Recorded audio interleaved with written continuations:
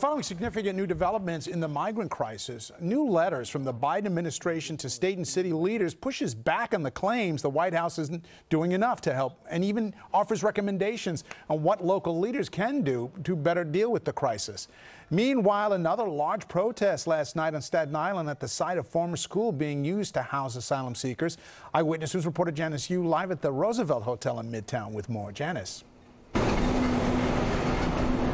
Good morning, David. Staten Island elected leaders actually filed a lawsuit against New York City to stop the city from housing about 300 or so migrants at that former school. After some legal back and forth, where it stands right now is that migrants are allowed to stay there for the time being as this goes through the legal process. But, you know, community members and city leaders making it clear they do not want this to happen. They say not in their neighborhood. Hundreds of people gathered once again to protest outside of the former St. John Villa Academy to protest the city's decision to house about 300 migrants there. Now, the school closed back in 2018, and the city bought the property back then. People who live nearby say this is a safety concern since the property is in the middle of a neighborhood and there are two schools nearby. This cannot stand.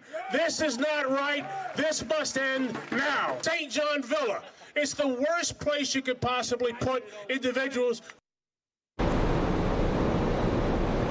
Meanwhile, the Department of Homeland Security is responding to the city and state's pleas for help, though it isn't in the form of immediate, tangible resources. In a letter, the DHS provided suggestions for how the city and state can better handle the ongoing crisis. Things like improving data collection, planning, case management, communication, and other day-to-day aspects of the operation. This comes after a Biden administration team's week-long assessment earlier this month. And just last week, Governor Kathy Hochul directly criticized the administration, saying the migrant crisis originated with the federal government and therefore it should be up to the federal government to help them fix it. Now, in response to this letter, Mayor Adams says he is appreciative of the collaborative process between the city, state, and the federal government, but he says that letter does little to help the situation that's happening right now on the ground.